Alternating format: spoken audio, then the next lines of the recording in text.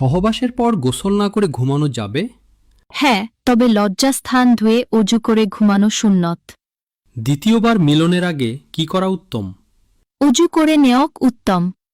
ফরজ গোসলে মহিলাদের সব চুল ভেজানো কি জরুরি? হ্যাঁ, কিন্তু চুলের প্রত্যেকটি গোড়ায় পানি পৌঁছাতে হবে। সহবাসের শুরুর দোয়াটি কি? বিসমিল্লাহ আল্লাহুম্মা জান্নি বানাস শয়তান ওয়া জান্নিবিস শায়তানা মা রাজাকতানা। আল্লাহ কখন বান্দার দিকে রহমত নিয়ে তাকান? যখন বান্দা এক রাতে বলে, হে আল্লাহ, আমি খুব দুর্বল।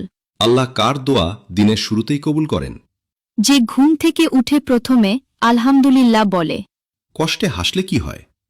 আল্লাহ বলেন, এই হাসি আমার জন্য সওয়াব। কার কথা আল্লাহ সরাসরি শোনেন? যে সাজদায় পড়ে বলে, তুমি আমার রব। বাড়িতে উন্নতি না হওয়ার কিছু কারণ? এক প্রধান দরজার সামনে জুতো ছড়িয়ে ছিটিয়ে রাখা। 2 সন্ধ্যার সময় ঘর ঝাড়ু দেওয়া। 3 বেশি বেলা পর্যন্ত ঘুমানো। 4 বিছানায় বসে খাবার খাওয়া। 5 সন্ধ্যার সময় শুয়ে থাকা। 6 ভাঙা জিনিস ব্যবহার করা। যে পুরুষ আপনার সামনে তার চোখের জল লোকাতে পারেনি, নিজেকে আর সামলাতে পারেনি, বিশ্বাস করুন এই পৃথিবীতে তার চেয়ে বেশি আপনাকে আর কেউ ভালোবাসতে পারবে না। কারণ একটা ছেলে তখনই কাঁদে যখন তার হৃদয়ের জায়গাটা মজলিসের চেয়েও বড় হয়ে যায়। তার ওই চোখের জলকে অবহেলা করবেন না, ওইটাই তার খাঁটি ভালোবাসা। কোনো জিনিস 7 আসমান ও জমিন থেকে ভারী বলা হয়েছে। কালিমা। আল কোরআনের তাজ কি? বিসমিল্লাহির রহমানির রহিম। কোন নবীর কাছে আজরাইল আলাইহিওয়াসাল্লাম অনুমতি নিয়ে এসেছিল? হজরত মুহাম্মদ সাল্লাল্লাহু আলাইহিওয়াসাল্লামের কাছে। হজরত আজরাইল আলাইহিওয়াসাল্লামের আরেক নাম কি? মালাকুল মউত। কোন জিনিস হালাল কিন্তু আল্লাহ তা পছন্দ করেন না? তালাক। মহান আল্লাহ তাআলার সবচেয়ে বড় সৃষ্টি কি? আরশে আজিম। কোন নবীকে রাজার কাছে বিক্রি করা হয়েছিল? হজরত ইউসুফ আলাইহিওয়াসাল্লাম। কোনো নবী মেহমান ছাড়া খাবার খেতেন না? হজরত ইব্রাহিম আলহিসাল্লাম। কোনো নবী মৃতকে জীবিত করতে পারতেন? হজরত ঈসা আলহিসাল্লাম। আল্লাহকে নিয়ে মনে চিন্তা আসলে কি পড়া উচিত?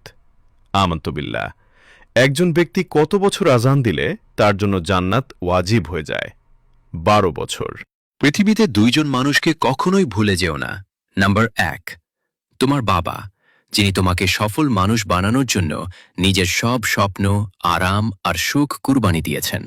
নবীজি সাল্লাল্লাহু আলাইহি ওয়াসাল্লাম বলেছেন, বাবার সন্তুষ্টির মধ্যেই আল্লাহর সন্তুষ্টি রয়েছে। আর নাম্বার 2, তোমার মা, যার পায়ের নিচে আল্লাহ জান্নাত রেখেছেন, যিনি তোমার কষ্টকে নিজের কষ্ট মনে করেছেন আর প্রতিটা মুহূর্তে তোমার জন্য দোয়া করেছেন। আল্লাহ তাআলা কুরআনে বলেন, তোমরা পিতামাতার সঙ্গে উত্তম ব্যবহার করো। মনে রেখো, পিতামাতার দোয়ায় জীবনে বরকত নেমে আসে, আর তাদের কষ্ট দিলে সেই বরকত উঠে যায়। যদি তুমি সত্যিই তোমার বাবা মাকে ভালোবাসো, তাহলে এই ভিডিওটা শেয়ার করো। হয়তো কারো হৃদয়ে তাদের কদর জাগিয়ে তুলবে। ফরজ সলাতের পর আয়াতুল কুরসি পাঠের প্রতিদান কি? জান্নাতে প্রবেশ। সহিহ বুখারীর সর্বশেষ হাদিসটি কোন অধ্যায়ের অন্তর্ভুক্ত? কিতাবুল তাওহীদ। বিদায় হজ কে কি নামে আখ্যায়িত করা হয়েছে ইতিহাসে? হাজ্জাতুল ইসলাম। আল্লাহর সৃষ্টির সর্বমোট সংখ্যা কত? নির্দিষ্ট সংখ্যা নেই। পৃথিবীর প্রথম ইসলামিক শিক্ষাকেন্দ্রর নাম কি? দারুন আরকাম। কোন সাহাবী প্রথম আজানের পদ্ধতি স্বপ্নে দেখেছিলেন? আব্দুল্লাহ বিন জায়েদ রাদিয়াল্লাহু তাআলা আনহু। হযরত দাউদ আলাইহিসসালামের একটি অন্যতম কি গুণ ছিল? একদিন পরপর রোজা রাখতেন। জাব্বুর কিতাবটি কোন নবীর উপর অবতীর্ণ হয়েছিল? হযরত দাউদ আলাইহিসসালামের উপর।